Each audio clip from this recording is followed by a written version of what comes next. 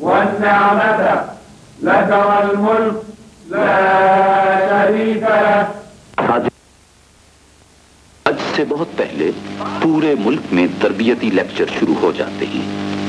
علماء کرام مساجد میں آپ کو سمجھاتے ہیں. اس طرح کی مجلسوں میں ضرور شریک ہونا چاہیے. اس سے آپ کو حج کے بارے میں بہت اچھی معلومات حاصل ہو جائیں گی. سب سے پہلی بات تو یہ ہے کہ حج کے 3 بنیادی رکن ہیں، یعنی وہ رکن جن کو ادا کیے بغیر حج ادا نہیں ہوتے. ان میں سب سے پہلا رکن احرام باندھنا ہے اور تلبیہ کا پڑھنا ہے. دوسرا رکن یہ ہے کہ 9 ذی الحجہ کے دن وقوف عرفات یعنی میدان عرفات میں ٹھہرنا ہے.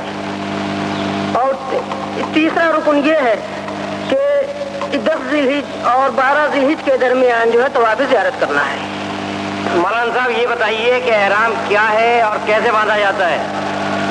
احرام دراصل 2 چادروں کا نام ہے کہ ایک چادر کو باندھیں گے اور دوسری چادر کو اوڑھیں گے. جس کو باندھیں گے آپ ان کی لمبائی 2.5 گز ہونی چاہیے اور اس کی چوڑائی جو ہے 1.25 گز ہونی چاہیے.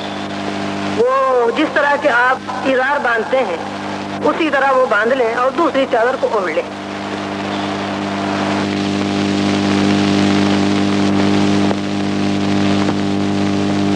احرام باندھنے سے پہلے آپ کو یہ کرنا ہے کہ غسل کر لیں یا وضو کر لینا بھی کافی ہے.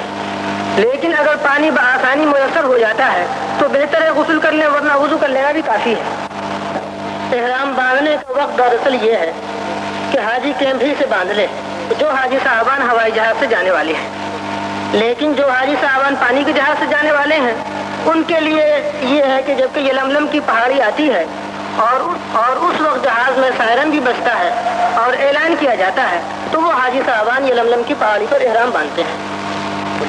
احرام باندھ کر 2 رکعت نفل پڑھیں اور عمرے کی نیت کریں. لیکن نیت عموماً عربی میں کی جاتی ہے. اگر کسی کو عربی میں نیت یاد نہ ہو تو اپنی اپنی زبانوں میں بھی کر لینا کافی ہے. اور وہ نیت یہ ہے: اللہم انی ارید العمرۃ فیسرھا لی وتقبلھا منی. اس کا مطلب یہ ہے کہ اے اللہ میں عمرے کا ارادہ کرتا ہوں تو اس کو میرے لیے آسان فرما دے اور میری جانب سے اس کو قبول فرما. مولانا صاحب احرام کی حالت میں کن باتوں کی ممانعت ہے؟ احرام کی حالت میں مرد احرام کے علاوہ دوسرا سلا ہوا کپڑا نہیں پہن سکتا. اسی طرح حالت احرام میں شکار نہیں کر سکتا. لڑائی جھگڑا تو عام حالتوں میں بھی منع ہے، لیکن خاص طور سے حالت احرام میں اس کی سختی سے ممانعت ہے. اس کے علاوہ خوشبو کا لگانا، بال کاٹنا، اسی طرح ناخنوں کا تراشنا، اور اسی طرح جن حضرات کے ساتھ بیوی ہے تو صحبت سے پرہیز کرنا بھی ضروری ہے. اسی طرح حالت احرام میں ایسی چپل یا جوتا نہ پہنے جس سے پاؤں کے اوپر کی ہڈی چھٹ جاتی ہے. یہ تو وہ چیزیں تھیں جس کی کرنے کی اجازت نہیں تھی. اب میں وہ چیزیں عرض کرتا ہوں جن کی کرنے کی اجازت ہے. نمبر 1، سر پر بوجھوں کا اٹھا لینا، اسی طرح پیٹیوں کا باندھنا، اور اسی طرح گلے میں بیگ کا لٹکا لینا، اسی طرح کلائی میں گھڑی باندھنا، اسی طرح چشمے کا استعمال کرنا، اس کی اجازت ہے. اب آپ نے جب احرام باندھ لیے تو اس کے بعد 2 رکعت آپ نے نفل پڑھنی ہے. اس کے بعد جو ہے بلند آواز سے 3 مرتبہ تلبیہ کا پڑھنا ہے. اور وہ تلبیہ یہ ہے: لبیک اللہم لبیک لبیک لا شریک لک لبیک ان الحمد والنعمت لک والملک لا شریک لک.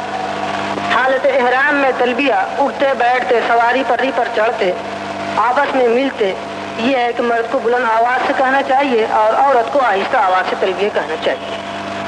اب آپ حضرات مکہ مکرمہ پہنچنے کے بعد عمرہ ادا کریں گے.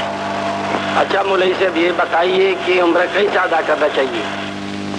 اس سوال کا جواب آپ سب سننا چاہیں گے تو سن لیجیے. لبیک لبیک لا شریک لک لبیک. عمرہ ادا کرنے کے لیے احرام کی حالت میں آپ خانہ کعبہ میں داخل ہو کر سیدھے حجر اسود کی طرف جائیں. حجر اسود کے سامنے یوں کھڑے ہوں کہ حجر اسود داہنی طرف ہو اور طواف کی نیت کریں. طواف کی نیت یہ ہے: اللهم إني أريد طواف بيتك الحرام فيسره لي وتقبله مني 7 أشواط لله تعالى عز وجل. یا اللہ میں نیت کرتا ہوں طواف کی تیرے مقدس گھر کی، بس تو اسے آسان فرما دے مجھ پر اور انہیں میری طرف سے قبول فرما.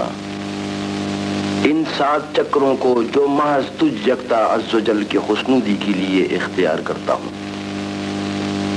نیت کے بعد حجر اسود کے بالکل سامنے کھڑے ہو کر اس طرح ہاتھ اٹھائیں جیسے نماز کی تکبیر تحریمہ کے وقت اٹھاتے ہیں، اور اس طرح تکبیر کہیں: بسم اللہ اللہ اکبر وللہ الحمد. اللہ تعالیٰ کے نام سے شروع کرتا ہوں جو سب سے بڑا ہے اور سب تعریفیں اسی کے لیے ہیں. پھر ہاتھ چھوڑ کر حجر اسود کو بوسہ دیں، لیکن حج کے دنوں میں حجر اسود کو بوسہ دینا تقریباً ناممکن ہوتا ہے. اس لیے صرف ہاتھوں کو کاندھوں تک اٹھا کر حجر اسود کو سلام کریں اور اپنے ہاتھوں کو چوم لیں. اسے استلام کہتے ہیں. استلام کر کے دائیں طرف سے بیت اللہ کا طواف شروع کریں. بیت اللہ شریف یعنی خانہ کعبہ اور ساتھ ملے ہوئے حتیم کے گرد 7 پھیرے لگانے کو طواف کہتے ہیں. ہر پھیرا حجر اسود کے سامنے سے شروع ہوتا ہے اور وہیں پہنچ کر ختم ہوتا ہے. رسالت مآب صلی اللہ علیہ وآلہ وسلم نے مختلف وقتوں میں طواف کے دوران مختلف دعائیں مانگی تھیں. اگر دعاؤں کے عربی الفاظ یاد نہ ہوں تو آپ اپنی زبان میں دعائیں مانگ سکتے ہیں. اس طرح 7 پھیرے پورے کریں. 7 پھیرے پورے کر کے خانہ کعبہ کے دروازے کی چوکٹ کی طرف رخ کر کے دعا مانگیں. حجر اسود اور خانہ کعبہ کے دروازے کی چوکٹ کے درمیانی مقام کو ملتزم کہتے ہیں. ملتزم کی جانب رخ کر کے دعائیں مانگنے کے بعد مقام ابراہیم کے پیچھے جہاں بھی آسانی سے جگہ ملے 2 نفل پڑھیں. یہ نفل واجب الطواف ہیں. ان کے بغیر طواف مکمل نہیں ہوتا. نفل پڑھ کر آب زمزم پئیں اور دعائیں مانگیں. اب آپ کا طواف پورا ہو گیا، لیکن عمرہ ابھی مکمل نہیں ہوا، کیونکہ عمرے کا ایک اور ضروری جز طواف کعبہ کے بعد سعی بھی ہے. سعی صفا اور مروہ کے درمیان 7 پھیروں کو کہتے ہیں. طواف سے فارغ ہو کر آپ سعی کرنے کے لیے سیدھے ہاتھ کی جانب چلیں. یہاں ایک لمبے برآمدے کے اندر 2 پہاڑیاں ہیں. ایک کا نام صفا اور دوسری کا نام مروہ ہے. پہلے آپ صفا پر پہنچیں، وہاں سعی کی یہ نیت کریں. اللهم إني أريد السعي بين الصفا والمروة 7 أشواط لوجهك الكريم فيسره لي وتقبله مني. اے اللہ، میں صفا اور مروہ کے درمیان 7 چکروں سے سعی کرتا ہوں محض تیری بزرگ ذات کے لیے، بس میرے لیے اسے آسان کر دے اور مجھ سے وہ قبول فرما لے. نیت کرنے کے بعد صفا سے مروہ کی طرف پہلا پھیرا کریں.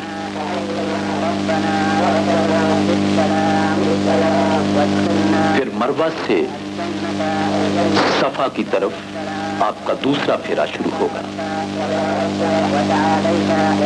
تیسرے پھیرے کے لیے صفا سے مروہ کی طرف جانا ہوگا اور چوتھے پھیرے کا آغاز مروہ سے صفا کی طرف ہوا. 5واں پھیرا صفا سے پھر مروہ کی طرف ہے. 6ٹھے پھیرے میں مروہ سے صفا کی طرف جانا ہے. اب 7واں پھیرا صفا سے مروہ کی طرف ہوا. یوں 7 پھیرے مروہ پر جا کر ختم ہوں گے. صفا اور مروہ کے درمیان آپ کو 2 سب ستون نظر آئیں گے. ان دونوں ستونوں کے درمیان 7 پھیروں میں مردوں کے لیے تیز تیز چلنا سنت ہے. 7ویں اور آخری پھیرے کے بعد مروہ پر کھڑے ہو کر مسنون دعائیں پڑھیں. دعا کے بعد مرد یا تو اپنے سر کے سارے بال اتروا دیں یا کم از کم سر کے 1/4 بال کم کروا دیں. عورتیں اپنے بالوں کی ایک لٹ سے کوئی 1 انچ کے برابر بال کاٹیں یا کٹوا دیں اور پھر آپ احرام کھول دیں. آپ کا عمرہ مکمل ہو گیا.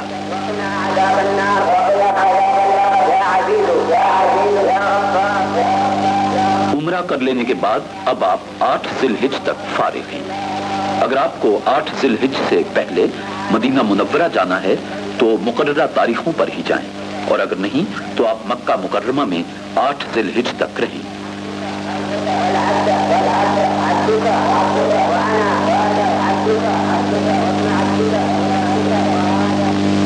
حج کے 5 دن ہیں یعنی 8 ذی الحج سے 12 ذی الحج تک. 8 ذی الحج یعنی پہلے دن آپ فجر کی نماز کے بعد مکہ مکرمہ میں دوبارہ احرام باندھیں گے اور مینا کے لیے روانہ ہوں گے. آپ 8 ذی الحج کو ظہر، عصر، مغرب اور عشاء کی نمازیں اور 9 ذی الحج کو فجر کی نماز مینا میں ہی ادا کریں گے. 9 ذی الحج کو فجر کی نماز کے بعد آپ مینا سے عرفات جائیں گے. وقوف عرفات حج کا اہم رکن ہے. یہاں مسجد نمرہ ہے جس میں امام حج کا خطبہ دیتا ہے اور ظہر اور عصر کی نمازیں ملا کر پڑھاتا ہے. بعض اوقات ایسا ہوتا ہے کہ ہجوم کی وجہ سے وہاں تک جانا انتہائی مشکل ہو جاتا ہے. اس لیے اس کی بھی اجازت ہے کہ آپ اپنے اپنے خیمے میں دونوں نمازیں اپنے اپنے صحیح وقت پر پڑھ لیں.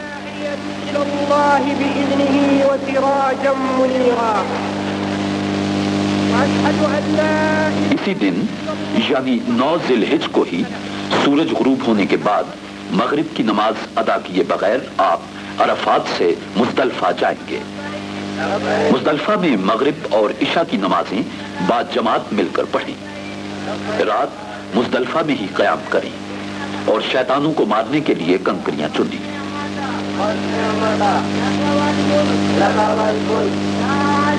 10 ذی الحج یعنی تیسرے دن فجر کی نماز مزدلفہ میں پڑھ کر مینا کے لیے روانہ ہو جائیں اور سورج ڈھلنے سے پہلے پہلے صرف بڑے شیطان کو 7 کنکریاں ماریں.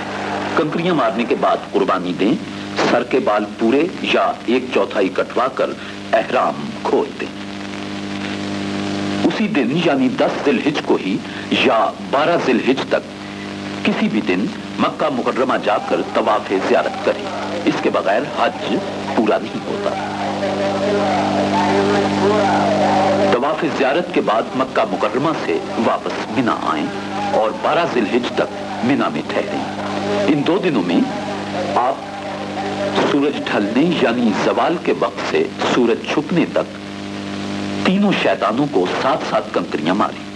پہلے چھوٹے شیطان کو، پھر درمیانے شیطان کو اور آخر میں بڑے شیطان کو.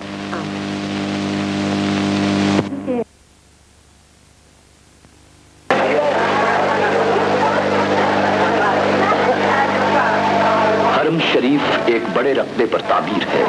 درمیان میں کھلی جگہ میں سیاہ غلاف سے ڈھکی ہوئی مکعب نما عمارت ہے. یہی بیت اللہ ہے، یہی خانہ کعبہ اور یہی خدا کا گھر ہے. آنے والے کی پہلی نظر جب بیت اللہ پر پڑتی ہے تو اس وقت وہ جو مانگتا ہے رب کریم اس کو قبول فرماتا ہے. آپ پہلے سے سوچ لیں کیا دعا مانگنی ہے. ہوتا یوں ہے کہ جب انسان پہلی مرتبہ بیت اللہ کو دیکھتا ہے تو ایک ہیبت سی طاری ہو جاتی ہے، دل زور زور سے دھڑکتا ہے. یہ مسجود کے گھر میں ساجد کی آمد ہے. بندہ جو بھی مانگ لے مل جاتا ہے. اب آپ تلبیہ پڑھتے ہوئے بیت اللہ کی طرف چلیں. بیت اللہ کے کونے میں حجر اسود نصب ہے. یہاں پہنچ کر تلبیہ پڑھنا بند کر دیں اور طواف کی نیت کریں.